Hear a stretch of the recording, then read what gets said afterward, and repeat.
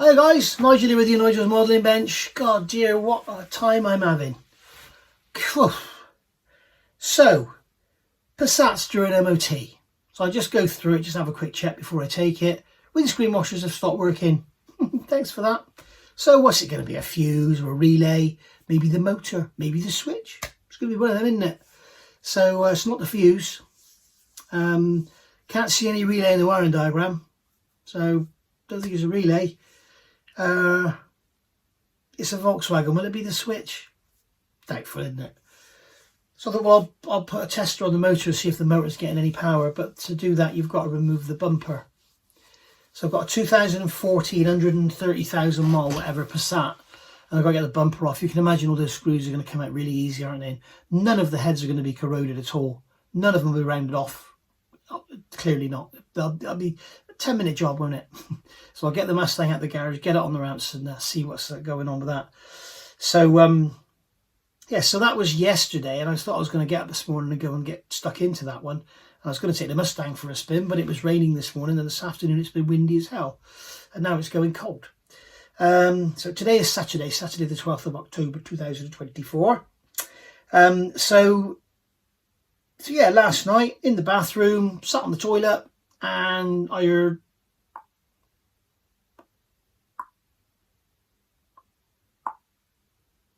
what's that? Thinks I.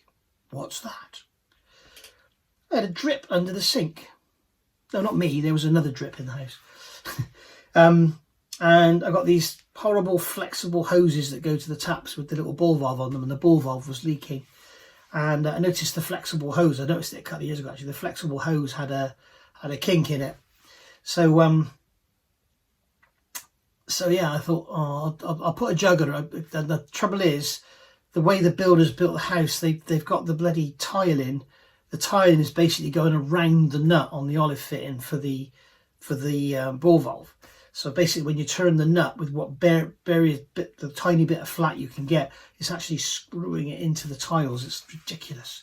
Very, very thoughtful designers, or very, very thoughtful builders, shall I say. I'm sure it wasn't designed that way. But anyway, we got it off in the end. We got a blanking plug on there, got it all sealed up. Great. So I thought I'll take the pipe off the tap, because it's got a kink in it. Well, like that, the rubber pipe inside the braiding split. So we were hours away from that exploding, I reckon. So we would have had a completely flooded house. So that was lucky that the ball valve started dripping in a way. So yeah, so I got a wrench on there, and that pulled the sink off the wall. Mint. So that was great. That was brilliant. There's one little job has turned into 17 others, and now on the other side, I'm thinking that pipe's the same age, best change them both. And now that I've ripped the sink out of the wall, I want to get in there and make sure that bracket, because there's a steel bracket the sink's bolted to, and it sits on a pedestal, and I've ripped the bracket out of the wall because the builders put it into plasterboard with little brown raw plugs to hold a sink on the wall. Yeah, well done, thanks for that. God, what are these builders like? They just want to get home, don't they? It's just everything has to be done as quick as possible. It makes you sick.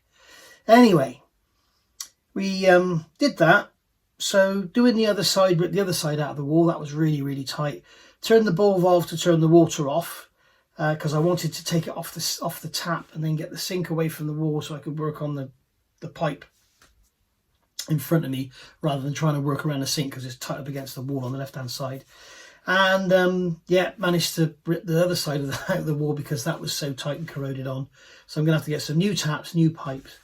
So yeah, we got the sink off the wall, so that's all good. And now I've got both pipes blanked off, so we could just leave that now. I got 3 bathrooms, I'm lucky. So I just bloody leave that until my arm's better, because my shoulder's in bloody agony still. It's even worse after doing that. But we got there in the end. God, did I shout and swear at that. So yeah, didn't get a ride in the Mustang, didn't get anything done on the Passat, and doing that. So that's been my life this weekend. Great.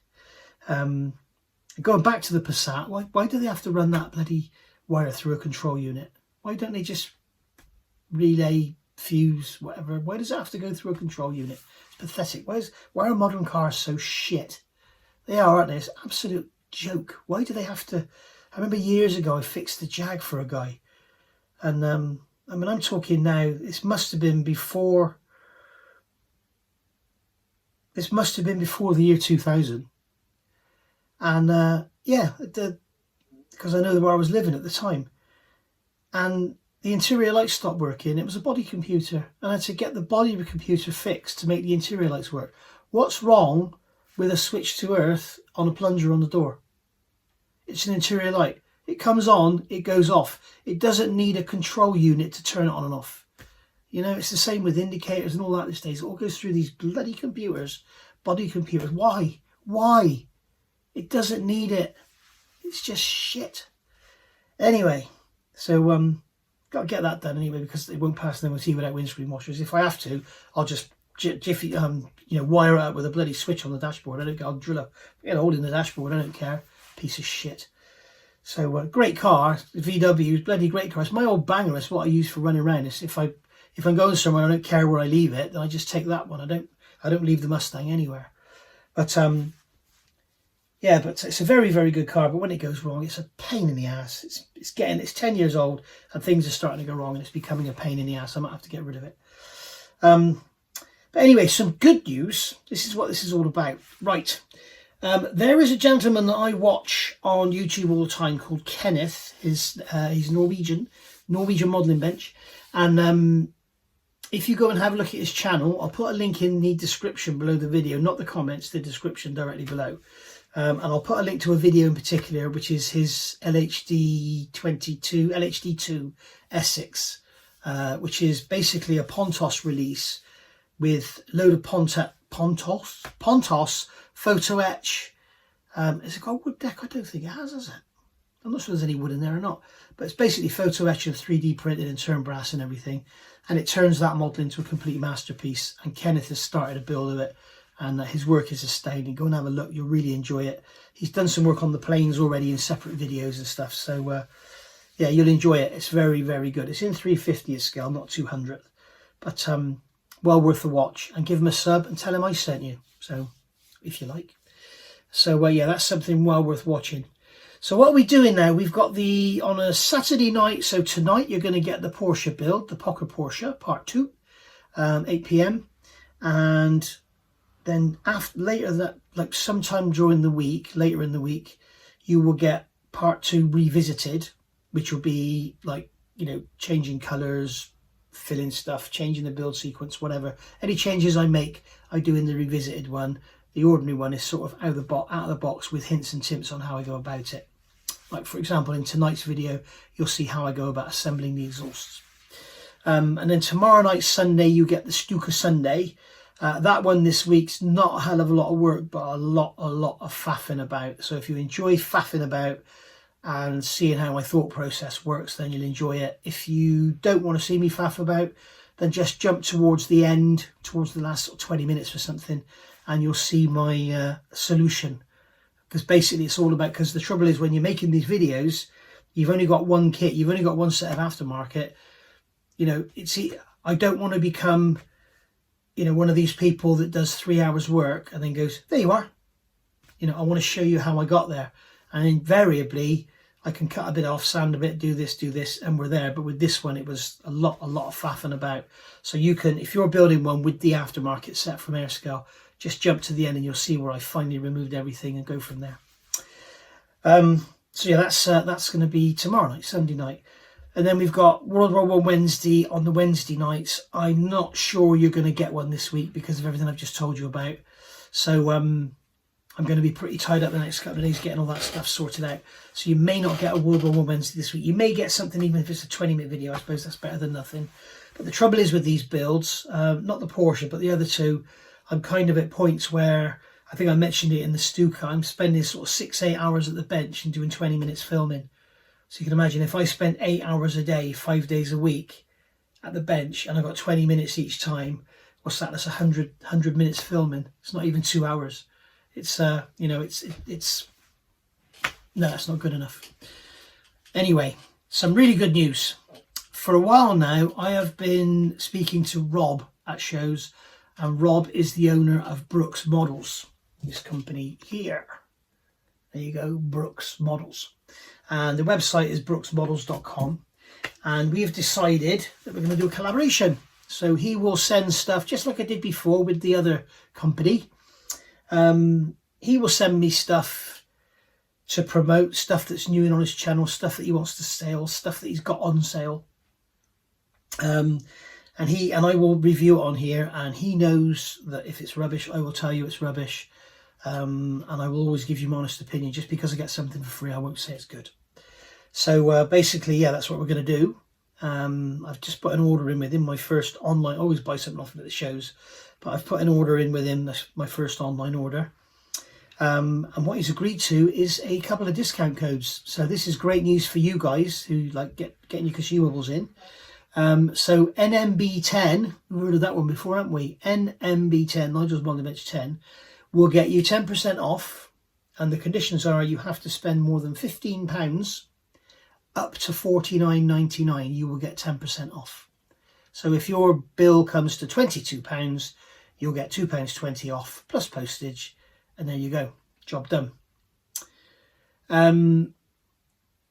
If you spend more than £49.99, i.e. £50 and upwards to £1 million, you'll get 20% off. So if you spend £100, you get 20 quid off, which is great, isn't it? Plus the postage. Now the postage in the UK, I'm assuming that's mainland UK. I'll have to check.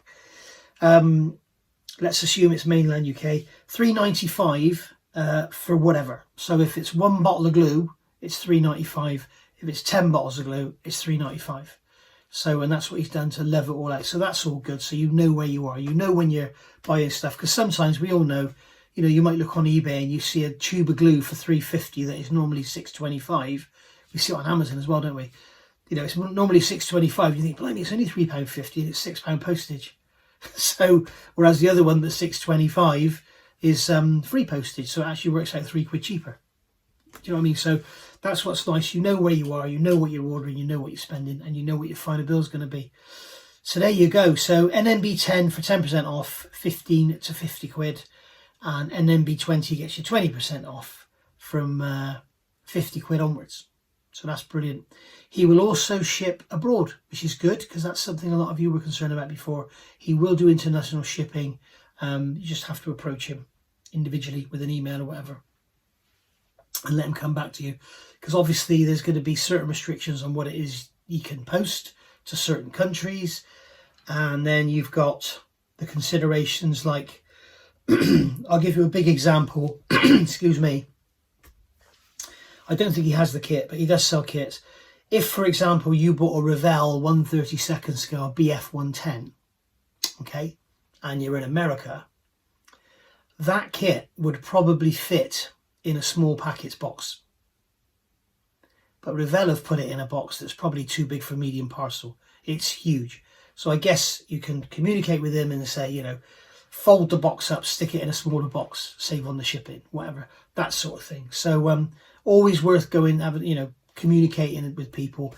But yes, Rob will do international shipping, so that's really good. He's open to suggestions for new lines, obviously within reason. I've already suggested a couple to him. He has got some new stuff coming in ready for Telford. So, but he does all the Infinity sanding sticks. He does all the Mr. Hobby stuff. He does all the VMS stuff. So, you know, go and have a look on the website, fill your boots. And as I say, at the moment, there's some stuff on the way coming in as well, some of the extra lines. And anything else you want to see there, just let me know, let him know. I've already suggested this couple, as I say. So there we go. So we'll end that on a happy note. And I'm going to go and fix some cars and stuff and try and do some plumbing. But oh God, I hate plumbing. I really do. A drip is turned into needing a new pair of taps, a new bracket for the wall, fitting the bracket to the wall, new pipes. It's like, God, jeez. Mint, innit? Hey, mint. Just when I'm trying to mess around with all this bloody Stuka stuff as well. This, by the way, the puppy's looking after, that's the exhaust for the Porsche. So you can see there, give you a little bit of a preview. There's your exhaust for your 917 Porsche. All primed up, ready to go. There we are. So I'll see you all soon. Thank you for watching. Any questions or comments, stick them down below.